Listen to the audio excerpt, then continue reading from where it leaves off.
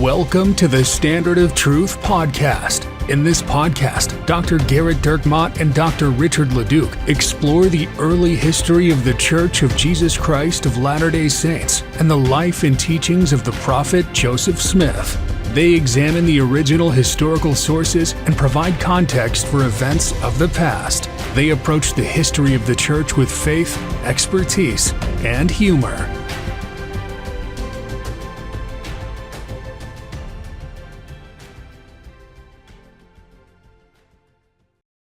Hi, welcome to another episode of the Standard of Truth podcast. That's right, we haven't been canceled quite yet. I guess since we have no sponsor and it's just us, we'd essentially be canceling ourselves. So I am your host, Dr. Gerrit Dirkmaat, and I'm joined by my as yet not canceled, but we're looking into it, co-host, Dr. Richard Leduc. Hello, Gerrit. Thanks for having me back for this non-sponsored section of the Standard of Truth podcast. I've sent out many requests to not sponsor the podcast, but to sponsor little bits, right? Like the Phoebe Draper mailbag sponsored by Briggs and Stratton. They weren't interested. Small Engines didn't see the connection. Yeah, Although yeah. I do feel like for the majority of the people that listen to this podcast, it's people that are forced in the back of squad cars. It's youth that are forced in the back of a car while their parents are listening. It's my mom. Missionaries. It's your mom. It's missionaries that have nothing else to do on a P day, or it is people mowing their lawns. I spoke with a friend of mine, Spencer. That's when he listens to it. And so I feel like there is a direct connection to Briggs and Stratton. So, obviously we're Toro people now, and that's where we're going to be. I'm reaching out to them. I think I like the idea that means our listenership should pick up in the summertime if we are primarily a lawn. Now, when I mow the lawn, I don't know what lawnmower Spencer has. When I mow the lawn, my lawnmower is so loud that I can't hear anything, even if I have headphones in while I'm mowing. So he must have better headphones. He has aircraft carrier headphones. You know what I mean? I see.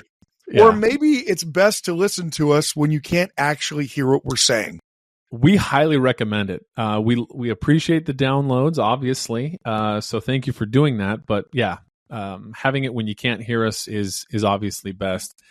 We are still efforting to get Yoo-hoo to a temperature below 100 degrees. We've tried different things. We've put it in. We're going to put it in dry ice. We've tried freezing it overnight. Now all that does is warm up the freezer. It melts everything else in the freezer. Whatever substance is in that box, thank you so much for sending that along, Leslie and Ryan. But we cannot cool it to a temperature that is chilled. It's like reverse gazpacho. It's not served chilled. It literally can't be served chilled. We have reached out to the USAP in hopes that they might be able to have an answer for us. That's the U.S. Antarctic program, Gerrit. The British Antarctic Survey, they responded that they weren't interested, but we're hoping, like with Toro versus Briggs and Stratton, we're hoping for a better response from. Why would you not insulate the Antarctic ice base with Yoo-hoo? You can't get it below lukewarm. It does. I legitimately had it in the fridge for 2 days. Took it out of the fridge, immediately put a straw in it, and drank it. Yeah. It wasn't hot.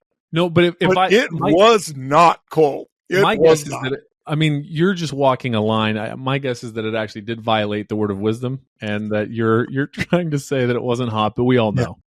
Yeah, I heard a joke the other day.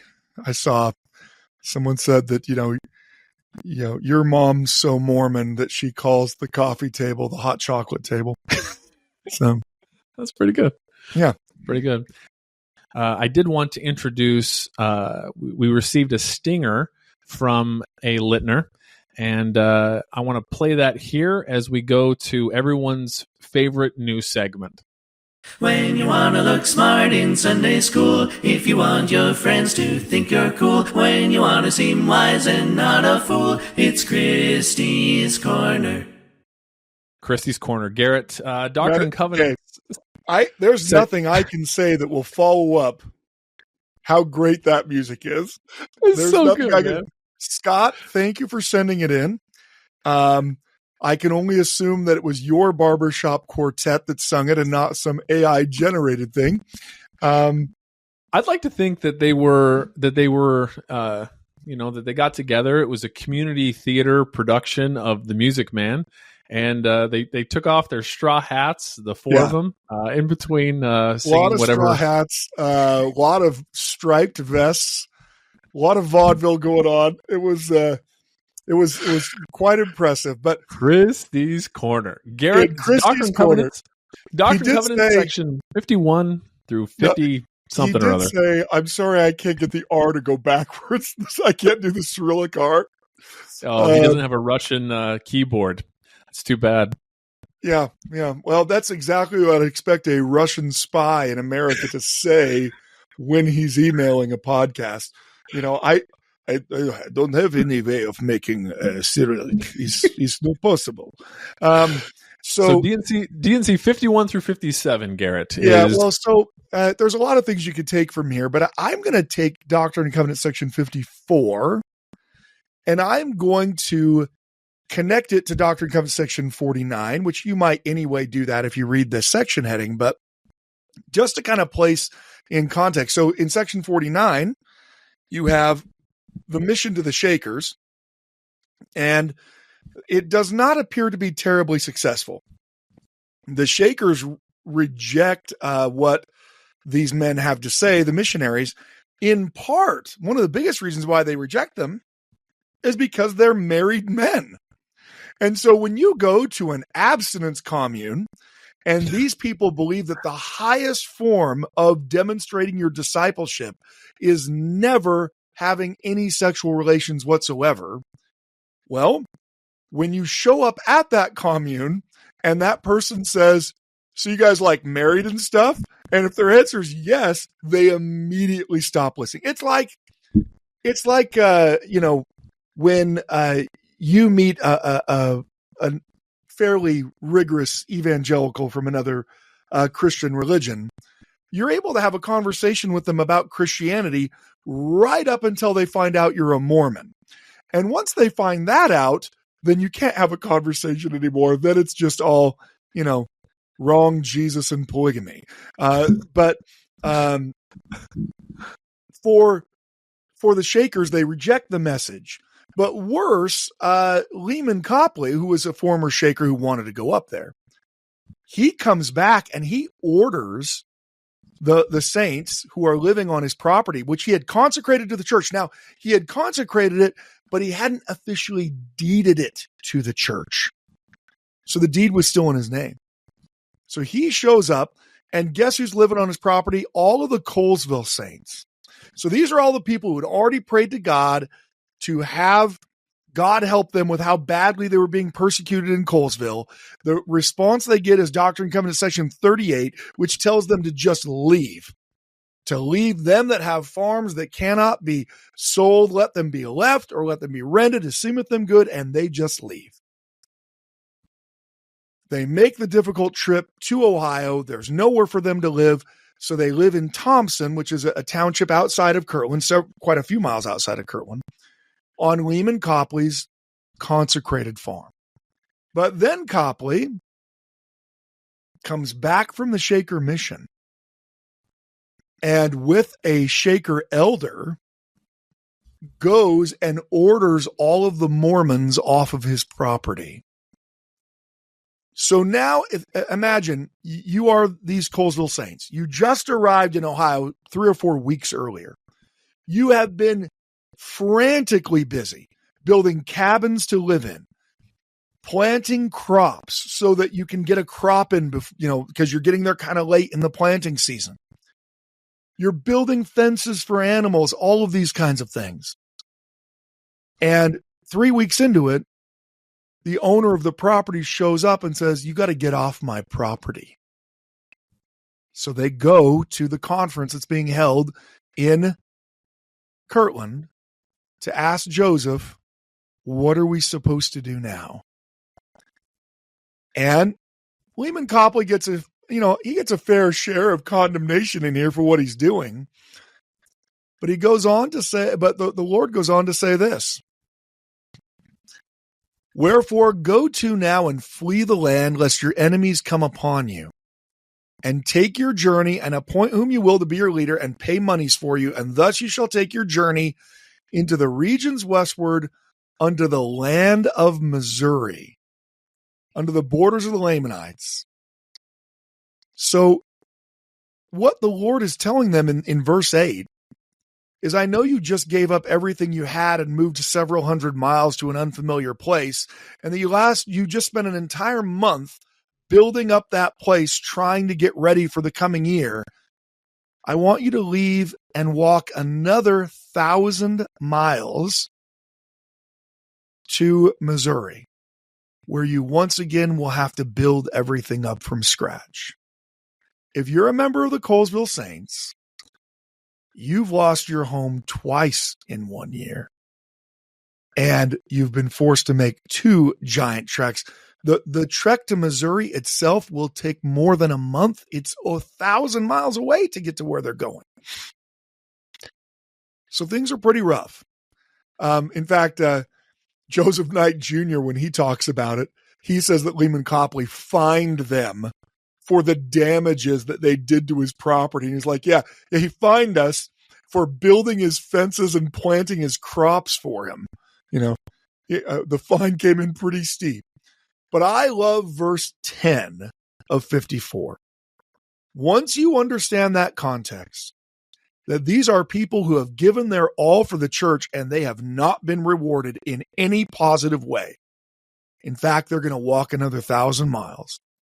Verse 10 says, again, be patient in tribulation until I come. And behold, I come quickly, and my reward is with me. And they that have sought me early shall find rest to their souls. The Lord knows that he's asking them to make a gigantic sacrifice. And he tells them to be patient in their tribulation until when? Until we get to Missouri? No. Until the second coming. With the promise that when he does come, everyone will be rewarded. Those that have sought me early shall find rest to their souls. The suffering that you go through in this life is temporary. And the Lord has promised that he will make it up to us in the next life. So I think that's something to take away from Kristy's Corner. That's very nice. I like that. Now that was, you said section 54? Section 54, yep. Okay, so now this is very, very, very important. In a gospel doctrine class where you're covering a lot of sections of the Doctrine and Covenants, it's entirely possible, in fact, likely even, that you might not get to 54 for a discussion. And so it's very important that you raise your hand and make this point as completely non sequitur to whatever is being discussed, because it's entirely likely that you're not going to be able to get to it. And again, the whole purpose of this is to look smart in your class. So you're going to have to take the bull by the horns and say, it doesn't look like we're going to get to this, but I'd like to talk about something I learned in section 54 of the Doctrine and Covenants. Well, so here's your transition point. Section 52 calls dozens of people to go on missions to Missouri. So if you're talking about section 52, you just raise your hand and you say, well, I'd also like to talk about some other people that were sent to Missouri, because I'm different and I'm smart. There we go. And this has been Kristy's Corner. Now, Gerrit, that theme music, that stinger is hilarious. It made me laugh out loud when I listened to it. But we do have no stinger music to Phoebe Draper Palmer Brown's mailbag, but we do have quite a few emails to get to here, and we'll start with someone that was having a baby. Well, as we always do, people having a baby. And they did, they followed up by sending a picture of the baby, because Richard has put it into people's hearts that someone might just go to the hospital for like a blood draw and then say they were having a baby. Like, we see, if anyone's in a gurney at all, like, oh, there I'm having a baby. So I have a slight. It's a problem. I'm overly cynical. I'll tell you what. If I see feathered bangs in the photo, I'm going to be like, "Wait, this was taken like 50 years ago. This That's doesn't true. count." Anyway, but so this comes to us from Elizabeth, and then her husband Bennett using Elizabeth for the email. My husband told me if I was in labor, I'd get my question read on your podcast. I'm a sporadic listener when he forces me to actually listen. Again, that goes back to our original statement of that's the only way that people actually listen. I think all of our listeners are against their will. It's crazy. We are like the Lucifer's plan of podcasts. Yeah. I guess follow him is to act, and standard of truth is to be acted upon, I suppose, is the way to look at it. But he tells me about your episodes all the time. We're very sorry about that. He thought he would take over and ask his own question and take advantage of my pain, but too bad for him. I have one of my own. My close friend recently left the church. One of her main issues was race in the priesthood. I'm hoping that you could clarify the context surrounding Brigham Young's initial priesthood ban and help us understand what we know, why it occurred. Elizabeth. And then her husband hops on here. I now have my phone back and was instructed to send the email, which I will, but not immediately because she can't stop me. I just want to say how much I appreciate your sacrifices in creating the podcast. I find it to be very inspiring and faith promoting. I wish you and your family the best, and will ask my question in the future in future emails that will most likely be ignored since I'm not nor ever will be in active labor. Well, I appreciate the candor. So, I mean, as to the question, unfortunately, I don't think we'll really cover it today, in part because this is one of these gigantic questions that would require like a 95-part series. The church has a great gospel topics essay that talks about this, as well as other videos and statements on its website that talk about this, one of the more difficult aspects of Latter-day Saint history. When people say that that's the reason why they left the church, I mean, my experience is that there's a lot more going on than that. But what happens a lot of the times, and we're going to talk about people leaving the church with some of our other emails, a lot of the times people are looking to make the argument that justifies their actions more than they are trying to actually give a fair assessment about why they did what they did. And you see this, unfortunately, a lot. And even when I meet with people who are struggling with Latter-day Saint history, who want to, clarification, I find regularly, and I mean, I don't want to say most of the time, but it's approaching 50% if it's not over 50%. That the issue that they're meeting with me over is, it's one of these, lightning rod type issues like plural marriage or something like that. But as we begin the conversation, as we get into it, it becomes pretty clear pretty quickly that they actually don't really know very much about that topic at all. That they aren't like some kind of expert on the topic. They haven't read everything there is to read on the topic. They didn't, I've read 17 books on it, and that's the reason why now I can't believe. Instead, what they're arguing for is a kind of moral superiority.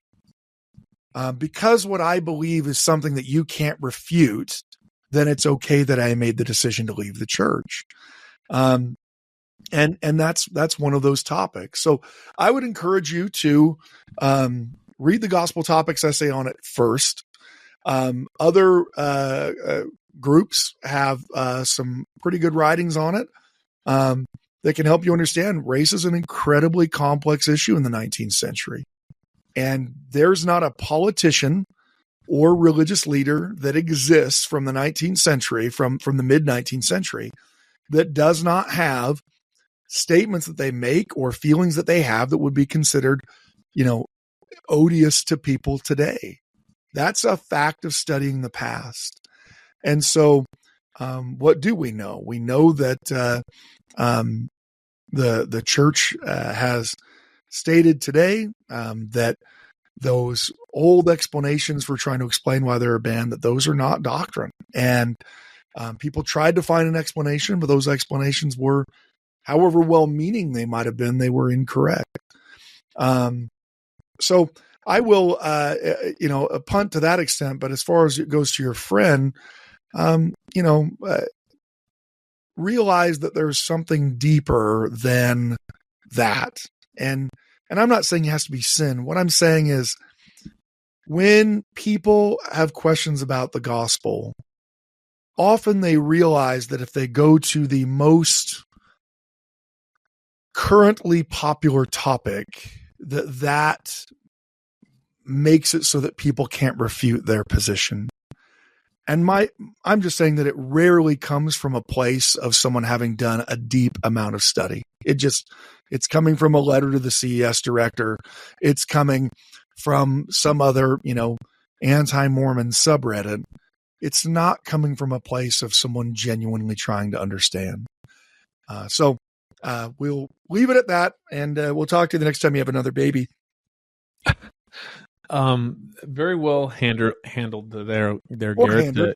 You handled it better than I handled telling you how well you handled it. We love to handle listeners' questions on the Standard Truth Podcast. We took an excerpt from an email here. This email comes from Bryce.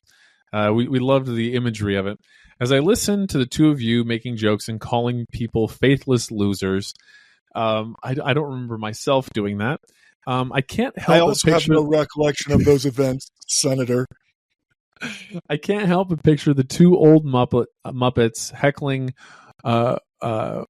whenevering they're on screen. There are also times when Richard is laughing super hard and tries to speak, and his voice goes to a higher pitch, and you can't really make out what he's saying. He sounds like Beaker saying beep beep beep beep. That was a pretty good. I feel like that was a decent Beaker, a better maybe animated car that's honking its horn in India. Yeah. It brings a smile to my face, Bryce. Thank you so much, Bryce. I love Dr. Bunsen Honeydew. Dr. Bunsen Honeydew was one of my favorite people on the Muppets. Hello, I'm Dr. Bunsen Honeydew, and this is my assistant Beaker. That's pretty good. And then of course everyone's favorite is Statler and Waldorf. Who, yes. Now I grew up watching the Muppet Show. I'd come home from school and watch the Muppet Show. Did you?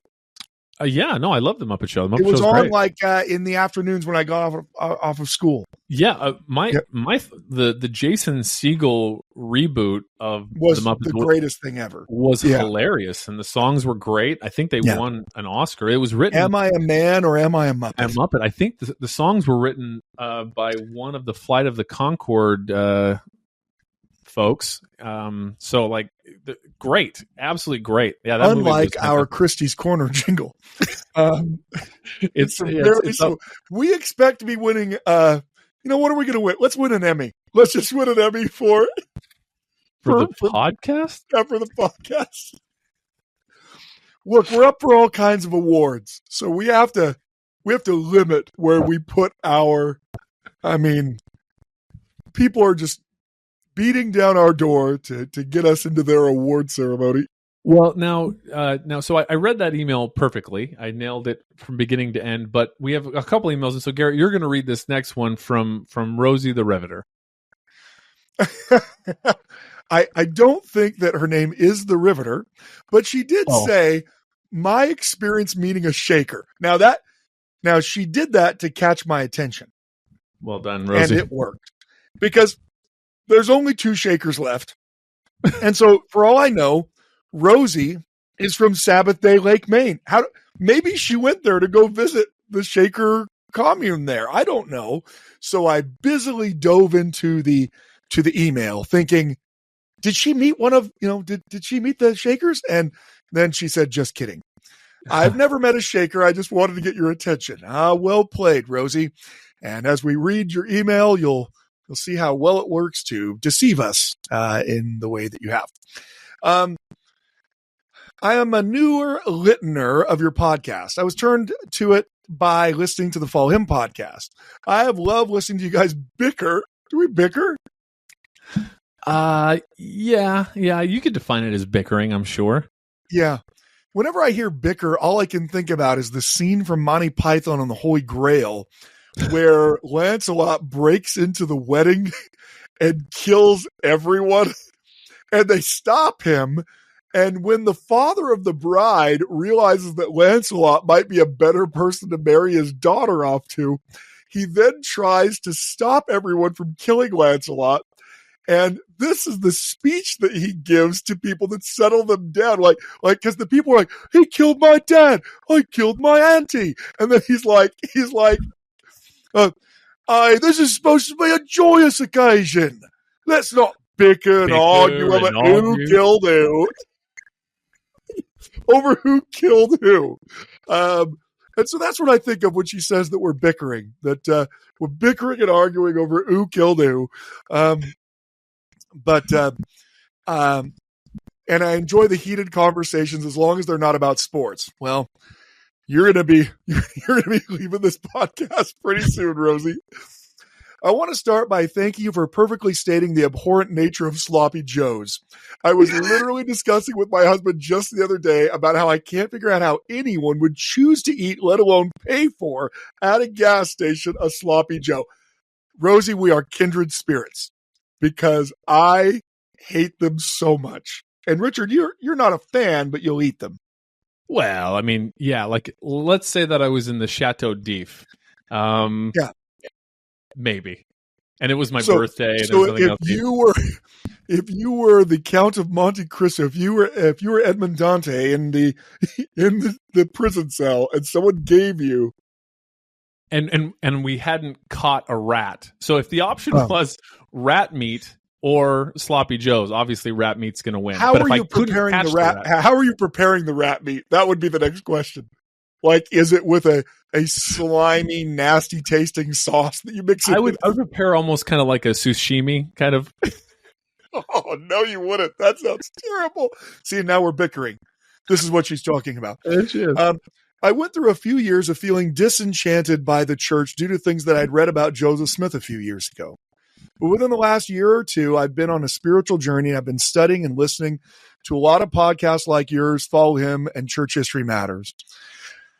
I have many burning questions, and I've considered tricking my husband into having a third baby by not using birth control for the opportunity to ask some questions while I'm in labor. Wow. Garrett, we got to get the spirits. We got to get the spirits here somehow, Garrett. I feel like this podcast could reverse the direction of fertility in the United States, because we have declining fertility rates as far as people having so many children. If enough people want to get on the podcast, we could reverse the entire trend. It's like our army coming home from World War II. There's going to be a Standard of Truth boom.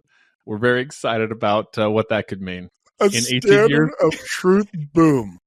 I go on missions and get the content. Yeah, I don't think so. Check back in 9 to 12 months for that. But in the meantime, so she wants us to check. So look, you keep us apprised. I mean, we expect to see a picture, of your gender reveal that you do when the time's coming. If I've caught your attention, maybe you can give me your thoughts on if you think we'll get to see a restoration of the stolen, not lost, she has stolen in all caps, 116 pages in our lifetime. Thanks from Rosie, a full-time and tired work-from-home mom of 2 toddlers, 2 dogs, and a large child that I'm married to. The husband doesn't make out too well in that one, but Rosie, it's a great question. It's one of those mysteries of Mormonism, right? That will we ever get what was in the lost 116 pages? I will say that in the documents community, it is one of the, it would be the Holy Grail, speaking of the Holy Grail, of finding something. And the entire time I have worked as a church historian, either for the church or BYU, almost every year, and sometimes multiple times a year, I have had someone say to me, "Oh, we think we know where it is. We think we found it." And spoiler alert, no one's ever found it yet. I don't know that it will ever come to light. We do have multiple sources that say that they were destroyed, and it's pretty hard for destroyed things to come to light, at least before Jesus comes. At the same time, I don't know that it was destroyed, and maybe it is somewhere. Maybe someone does have it in a box of dusty papers somewhere. The longer you go, the harder it is to believe that you'll ever find it, just given the fact that it would be a substantial number of pages. Anyone examining it at all would be curious. And so, it's more likely than not that it doesn't exist anymore. Now, could the prophet receive it by revelation? I mean, I suppose he could, obviously, but I wouldn't expect to. That's my thought is I assume we'll get the lost 116 stolen pages. At the same time, we get the sealed portion. That's what I would assume, that they're coming together, but I don't know. So thank you so much for your email, Rosie, and thanks for working to get back on the path. I mean, really, you're a perfect example of what people need to do. We are all going to have someone say something to us that troubles us. We are all going to read something that makes us go, wait a minute, I don't feel good about the fact that someone said that. What do we do with it? Do we say, that's it, I'm out of the church? Or do we undertake to build our spiritual muscle? Do we do the things that would cause us to have a testimony? One of the more surprising things that happens when people lose their testimony is they stop reading the scriptures, they stop praying, they stop getting any wholesome, faithful material, and they spend all their time in either secular studies that are not designed to produce faith, or most often reading anti-Mormon arguments, which are deliberately designed to destroy faith. And then they wonder why they don't have faith. It would be a very odd thing. It reminds me of Homer Simpson, where he says, I don't get it. I eat and I eat and I eat, and I just don't get any smaller. If you're going to feast upon words, they are going to affect who you are. Whether it is, a book series that you love, and I'm not saying that that's negative, or whether it's, the words of Christ, or whether it is an antagonist, what you spend time with will slowly start to change you. And in some cases quickly. And so I am very grateful, Rosie, that you have demonstrated someone who deals with the questions that are totally common and natural to being a faithful person, and chose instead to lean into faith rather than to lean into darkness. So that you're a great example, even if you don't write us back in labor at some point. Well, so now usually, Gerrit, we don't read last names of folks. But we want to expose them to the mob violence that will certainly ensue. Right. Right. Well, so this one now, you and I have last names that put us on the island of misfit toys, in that it's never pronounced correctly, and the variation is significant. I had a really good friend in high school. We ran for student government together. We were really good buddies, and he ended up, I believe, served his mission in England. Anyway, he was also the starting quarterback for our high school team. I was obviously in the shadow of his popularity, as I did not have near that level of athleticism. But I did pay for gas money occasionally. I think I still probably owe him $7,000 or $8,000 in gas money, but that's neither here nor there. Where were you guys driving? He drove a lot, and I didn't have a car, and so I'm also factoring that he would have fines that would be onerous. But again, back to another Simpsons episode, when he leaves his car illegally parked at the World Trade Center Plaza. Oh my gosh, yeah. And when he finally gets it, well, Barney actually took his car. Barney goes on a bender, gets drunk, and he leaves the car. But so Homer finds the car with all these tickets over it. It's got boots on it. You know, it's and there's a one of the tickets, you know, there's a number that you call, and it's pre-recorded, except someone has put in, you know, the person's name and this particular file. So it's like, thank you for calling, you know, on your automobile. Yeah, your car will be greeted by Officer Grabowski. It's like super gruff that breaks in with his voice. And where you will have your car's boot removed after you pay a small, and then he says, large lateness penalty. So yeah, the large lateness penalty is what you would be paying because of the gas, for sure. That's anyway, for sure. I digress several times. Well, so this comes to us from Heidi Lutengay, and the reason that so when we were kids, so I don't know. So she's saying that in-laws live in Nampa, Idaho. Well, that's where I'm from, and so that's your buddy with the same last name. My buddy's last name, you know, he's Brian Lutengay. There's no way that they're not related. If they're from Nampa, yeah, that's not even if they're from Nampa. I mean, are they from? You know, what are they from Earth? Yeah, there's 6 Lutengays, and so it has to be anyway. So you know, I know how to pronounce it. Now, when he was the starting quarterback for the Skyview High School Fighting Hawks, we weren't fighting. I put fighting in front of every mascot, though it's more fun. So when he would get introduced at away games, it was slaughtered. I mean, the spelling is Luekenga. So, like, yeah, best of luck.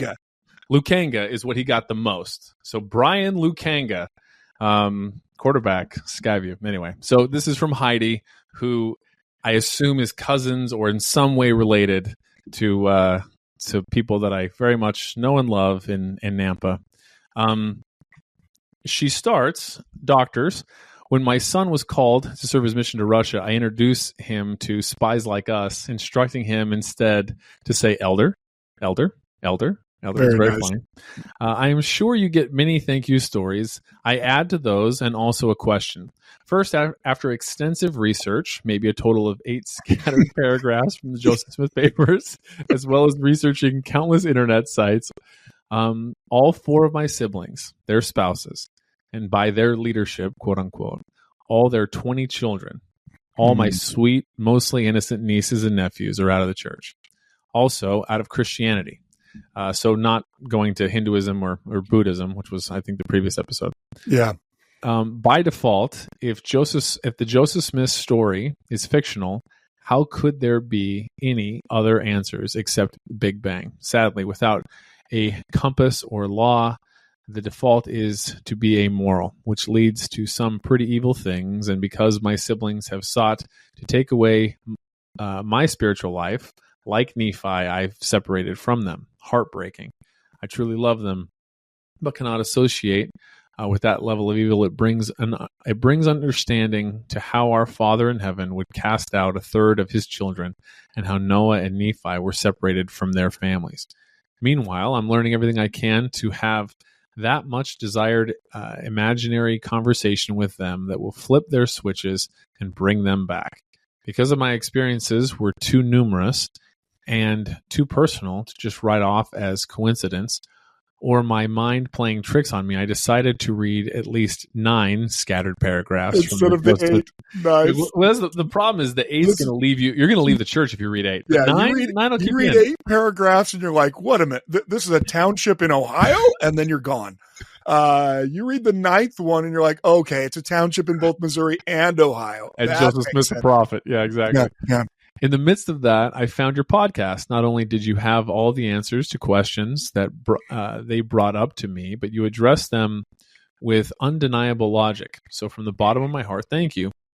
My foundation is in Christ, and when the whirlwinds and shafts come, they may have gut punched me and knocked the wind out of me, but the foundation was there. and your podcast has helped shore that up. So again, thank you. When I first started listening to you, it was intentional and mainly to get answers to help solidify my testimony of the restoration, but now I choose to listen to you for fun. You know what? Someone crossed over. They crossed the line from, I'm being forced to listen to this to, okay, I'll do it of my own free will. But only when I'm mowing the lawn. Yeah. We do need to try to start our own lawnmower line. That sounds like that's the best way for us to go. Well, there's a vertical integration opportunity there for sure. Yeah, we are like Rockefeller. We're going to have a lawnmower line. We need to have a laundry basket line, as well as, washing machines. Yeah. You're listening to the podcast while you're doing laundry. Why not have the Standard of Truth washing machine? This washing machine able to, you just go right into it. Wow. So now this reminds me of another Simpsons episode when Krusty the Clown puts his name on everything. The Krusty the Clown eye wash station. Right. The emergency acid eye wash station. Although, if we were to do something like that, we would have to have Gil be the salesperson for us. Gil is the hapless car salesman who, at one point, Homer's trying to buy a car. He just wants to buy one sight unseen, basically, just blindly, because he's infatuated with it. And Gil is like trying to close the deal with the upsells. So he's like, let's talk rust brooming. They'll rust right up on you. Oh, shut up, Gil. Close the deal. Close the deal. So sorry. My question is this. And I haven't listened to all of your podcasts yet, so if this has been addressed, please let me know which podcast to go to. I heard somewhere on another podcast that Sir Isaac Newton, it wasn't ours for sure. Yeah. Just right there. Hard stop. Yeah. Did you mention a mathematician that wasn't Blaise Pascal? Move on. Sir Isaac Newton also claimed to have a seer stone. Many people apparently thought him to be some sort of a wizard. Well, he invented calculus, so yeah, kind of. Or use witchcraft because he came up with many of his mathematical equations out of nowhere. It's hard for me to believe that complex mathematical equations came from a loving Father in heaven. Maybe he was on shrooms, but I digress. I'm curious if you have come across others in history who have claimed to have or use seer stones that also left notable historical fingerprints. Thank you ever so much for all you do and have done to help explain and solidify my testimony, as well as countless, although they are all numbered, others. Thanks for letting me jump on your research train as a passenger through this tour of history. Your humor is a rare gift that pairs nicely with what I used to look at as a boring history lesson. Regards, Heidi Lukanga. Oh, well, that's very, very, very kind. Yeah, Lukanga. Yeah. Thank you for the kind email. So Joseph Smith, of course, is going to find his stone that he will use digging a well, and he lives in at a time when people believe that is a special ability that some people have, that some people can find lost objects in stones, that there's a connection between a person and their body and the stone that allows them to see certain things. In a way, a type of clairvoyance in that regard, but much more accepted by culture, which is what I'm guessing happens with Joseph. My guess is that when Joseph finds the stone digging the well, he knows there's something special about it.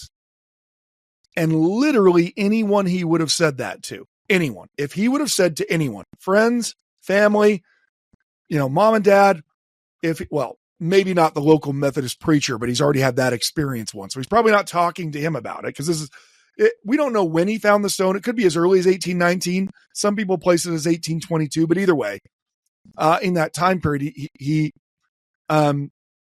anyone would have found that stone, if he would have said, there's something about this stone. I don't know what it is. It's weird.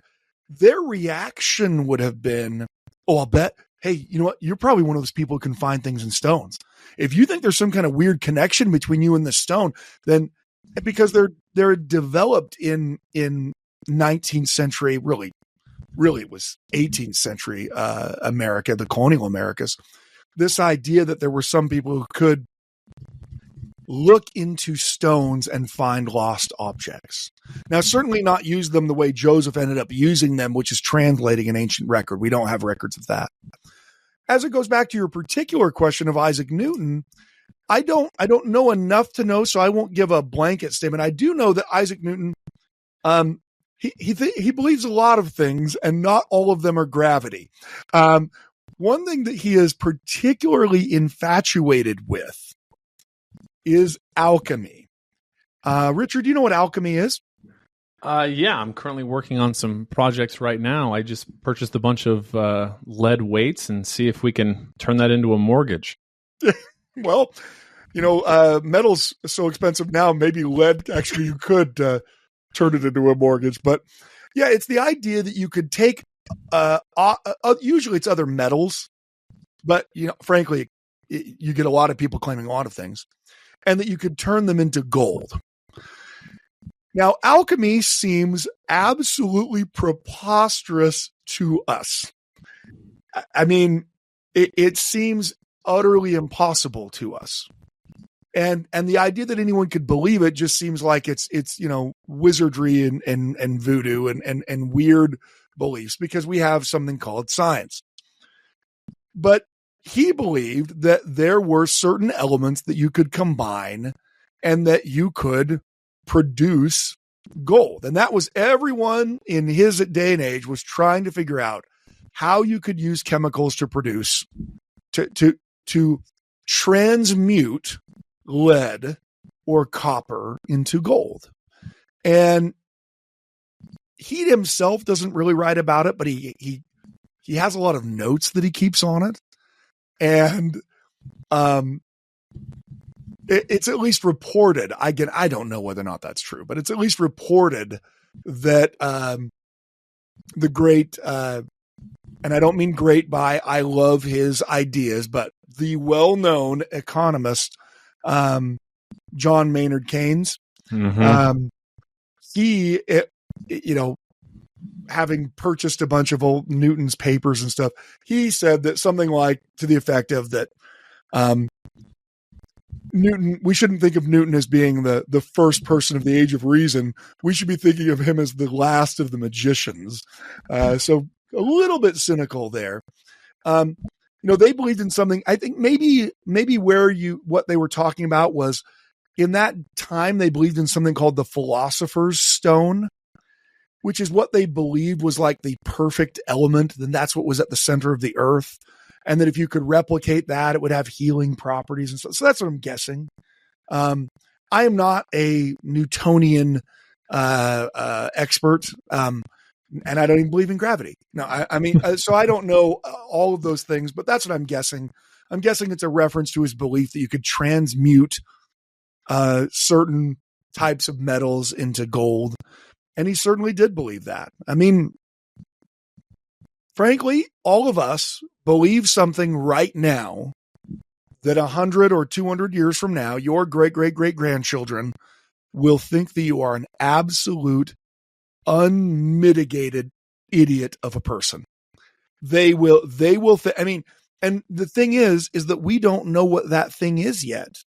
How could we know? We don't know what that thing is yet.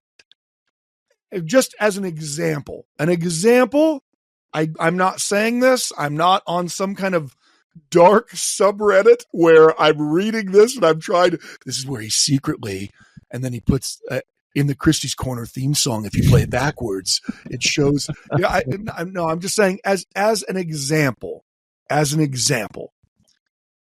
let's say 50 years from now, they come up with definitive evidence that using a handheld cell phone causes a certain type of cancer. Okay. I'm not saying that it does. So please, I don't need the emails about how it doesn't. Also, I don't need the emails from those of you who are going to email and tell me that it does. Okay. What I'm saying is not some one-off that someone in a study somewhere said something. I mean, it becomes completely accepted by the culture that handheld cell phones cause cancer.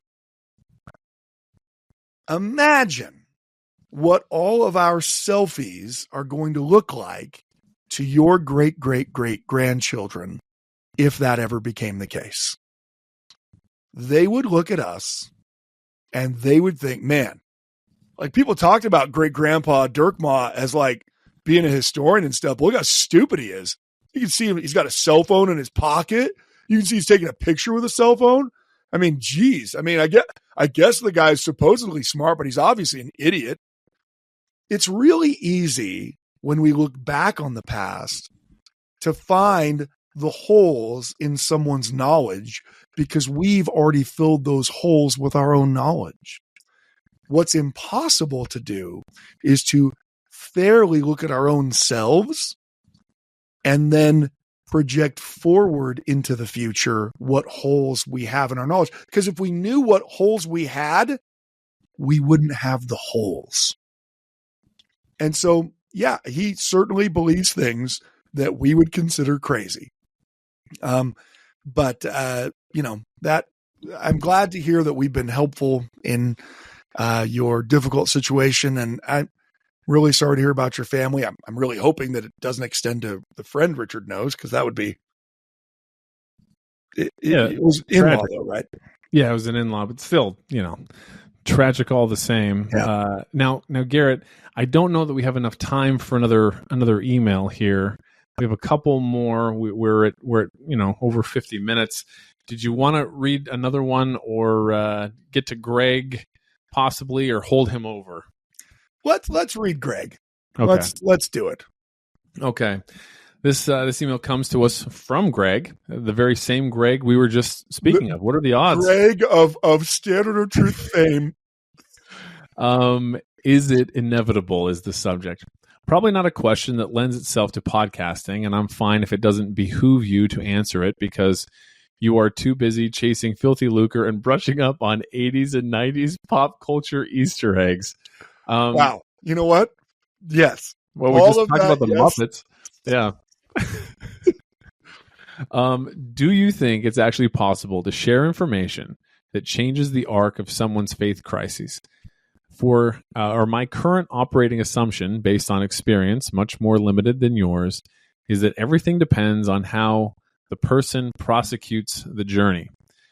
Do they actively seek to believe? If so, sharing information and perspectives can provide them valuable help in finding reasons and faith to stay.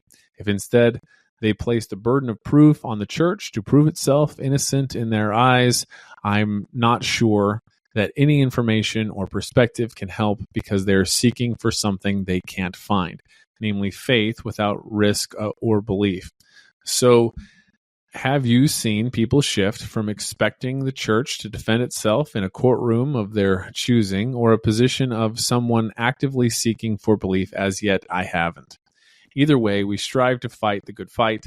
I've certainly learned a lot from people in their struggles and feel I'm more compassionate and thoughtful about my own faith than I was before those experiences. God bless. Well, this is a profound question, and boy, I very much I appreciate it deeply. Not just the chasing filthy lucre and the 80s and 90s pop culture references. I don't think we've been saying enough that because we've had a couple of people ask, so I should take this opportunity to say, if you're still listening, which you aren't, we make the premium content available to missionaries for free. So if people send in their missionary email address, then we make it available to them. We developed the premium side of the content in part because people wanted to try to donate to keep us on the air. And we felt like, well, I don't want people to just donate and get nothing. So let's create some more content that if they decide to donate, they can get. So we're really grateful for everyone who does support us in that regard. As to your question, which is much better than any explanation I can give, you really have hit it on the head, right? And really, I mean, frankly, Moroni hits it on the head, right? Because you have to ask, wanting to believe. If someone doesn't want to believe, you can shoot down point after point after point. I know that Richard has been with me on several counseling trips where we are talking to people who are struggling in their faith. And probably the most surprising thing to someone is that you can have someone say, well, this is the real issue that I have. This is where I'm struggling. This is where, where all of, Luke and Gay's family, go off. It's this point here. It's this point here. And you can demonstrate that what they think they know about that thing, they don't even know at all. I was in a conversation with someone who was making the argument that the Joseph Smith Civil War prophecy. And so look, they got on a bad anti-Mormon subreddit. I get it. It happens. Versus all the good ones. Yeah. How do you vet the level of quality of 720 off the half pipe anti-Mormonism when you're just reading it online? And so they were making the argument to me that Joseph Smith never, none of Joseph Smith's prophecies ever came true. Wherefore, therefore he's not they didn't say wherefore. Jeez, if they did, I'd be like, oh, there we go. You've got a little bit of Book of Mormon language. So therefore he's not a prophet. And I brought up some, and one I brought up was the Civil War prophecy, Doctrine and Covenants, section 87. And they shot right back on that. And they were like, well, that is something that wasn't even published until after the Civil War. And so, you're sure that they said that it existed, but they only published it after the Civil War. And I said, so you think the only reason why Doctrine and Covenants, section 87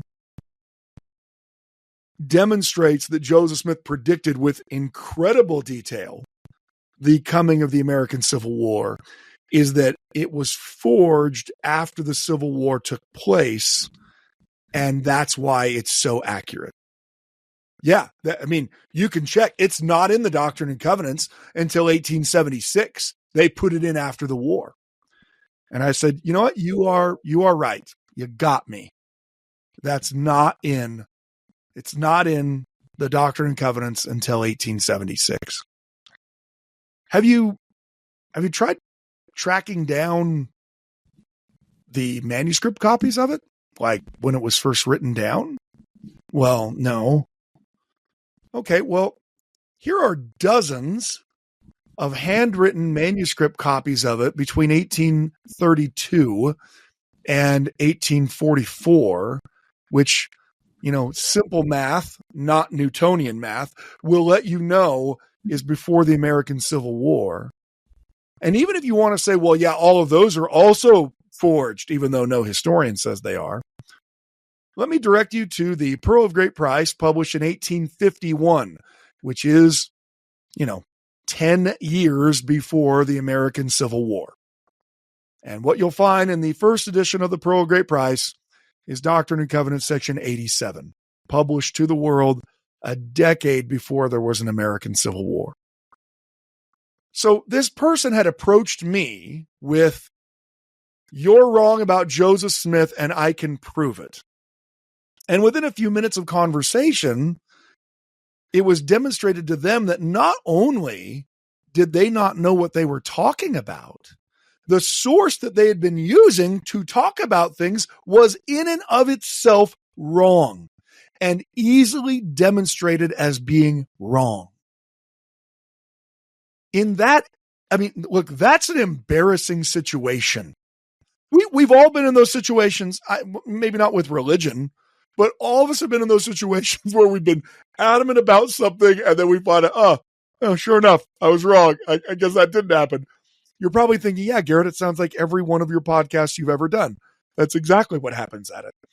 But you would think that that would have rocked his world, that he would have said, wow, whoever I got this line of argument from didn't just lie to me. They lied to me about the lies that they were lying to me about. Instead, he simply shifted right on to the very next topic. And so, Greg, I will say that that does happen a lot, because the real issue isn't whether or not Joseph Smith prophesied of the coming of the Civil War. The real issue is something else. And they're just looking for excuses to prove why they shouldn't have to believe. Now, the question of, has it ever made a difference? I would be lying if I said that most of the time when I meet with people that are experiencing faith crises, that I'm just like ridiculously successful. In fact, some of the most painful experiences of my life have been leaving, having met with people, trying to help them resolve their concerns, and them rejecting what I have to say. I have cried myself to sleep at night. I have bawled in my car on the way home. And I have felt like an absolute failure, because what difference does having the knowledge that I've gained by study and research, what difference does it make if I can't use it to help someone else come to the truth? Intrusive thoughts that happen. I don't need to tell you. I'm sure everyone has experienced this, that it takes a lot out of you to try to spiritually defend the church, and to have your spirit desperately wanting the Holy Spirit to touch someone else's heart and to make a change. And in the end, it's still their choice. And so I've had many more failures. Really, you could probably call, if they were to do a biography of my life, the biography of Gerrit Dirkmaat, many more failures than successes. That would be the subtitle. I've certainly failed many more times than I've ever been successful. But I have been in experiences where someone is angry, where someone is adamant, where it appears that someone does not want to believe at all. And through conversation, the Holy Spirit has entered into that discussion and touched their heart and caused them to change. It is rare, and like all conversions, it is miraculous. I recall once having a conversation with a woman who wanted to have her name removed from the records of the church. And the first hour of our conversation was pretty similar to me talking to the other fellow about Joseph Smith's Civil War prophecy. It legitimately didn't matter what I said. It didn't matter how many things I shot down or how many times I demonstrated that her sources were terrible. She didn't want to believe anymore. And then I felt the Spirit speak to me that I should shift the focus to what are the things she wants to believe in. As we did that, I felt the Spirit powerfully come into the room. And she felt it too. And she, in that moment, changed from wanting to get out to wanting to believe. I mean, that's the great aspect of the Holy Spirit, right? The great part of the gospel is that someone like Lamoni, who's killing his servants yesterday, is begging God to take his sins away today. The miracle of conversion through the Holy Spirit is something that can transform hearts. I can only try to reduce barriers, right? I try to, if someone's so hung up they won't even read the Book of Mormon, I try to get them less hung up so they'll at least read. Because I know there's nothing I can do that will change anyone's mind. Faith is a choice. Belief is something that comes through faith, and it comes because you want to believe, and the Holy Ghost testifies to you. You can read every book there is on earth, and it won't give you a testimony. You gain a testimony of Jesus and of the Book of Mormon and of the church being true by the Holy Spirit. But I watched her change. And so I know that it happens. I also had the experience of many years ago having tried to labor with a couple who was on their way out of the church. And once again, it was a tough one because they had made up their mind, and I couldn't say anything that would change their mind. I could tell they were really good people. And even though each argument they brought up, we had a great answer for, they still persisted. And I just think it's too much. I just think I'm going to have to, we're going to have to leave. And it was one of those times I left the church house. We were meeting in the bishop's office with the bishop. It's one of those times where, we'd met several times, but when I left, I left crying because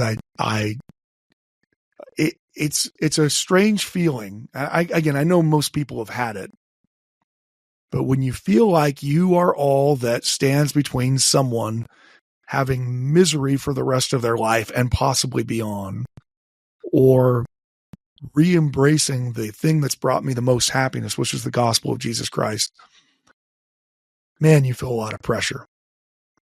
I mean, even doing this podcast, Richard and I talk about this podcast all the time. Like, when will it end? You're saying that right now just because we're at an hour and 8 minutes, but that's not what I mean. I mean, when will it end? When are we going to stop doing it? I mean, obviously we can't do it forever. And obviously you're going to stop listening probably yesterday. You aren't even listening to this one. But then we get emails from people who say things like, this podcast has helped me maintain my faith. It becomes pretty hard to stop when you're trying so desperately to help people embrace the gospel of Jesus Christ. And anyway, this couple, they left the church. My failure was complete. And then I got an email from a colleague several years later who was serving in a bishopric who said, hey, do you know this couple? And I was like, yes. And he said, well, they have come back to the church, and they told us that the big part of it was they could never get out of their head the feeling that they had when they met with you years ago, and that was what made them finally feel like they needed to come back. So yeah, I've had those experiences. I mean, I don't think we ever give up hope. Sure, there's no point in wasting your time with someone who has no desire to believe. You can testify of the truth, you can defend the truth, but there's no point in engaging in conflict. But I do believe that everyone has the ability to change if they want to. That's what the gospel and the atonement of Jesus Christ is all about. Go thy way and sin no more, right? I mean, you can be at the depths of sin, at the depths of unbelief, and all it takes is one flash of feeling the Holy Spirit tell you this is true, and it transforms who you are. It transforms who you are. It transforms what you want to be. And I say, continue fighting the good fight. Don't let yourself be discouraged by the people who, at least on the surface, say they don't believe, because we don't know the end of their story. I'm grateful for the gospel. I'm grateful for the opportunity that I have to share my testimony with you. And I really, truly hope that for those of you who are struggling, that you will hold on, that you will lean into faith rather than into doubt. Because I think in the end, that's where you will find the most happiness. And I know in the end that that's where the truth is. So thank you so much for joining us.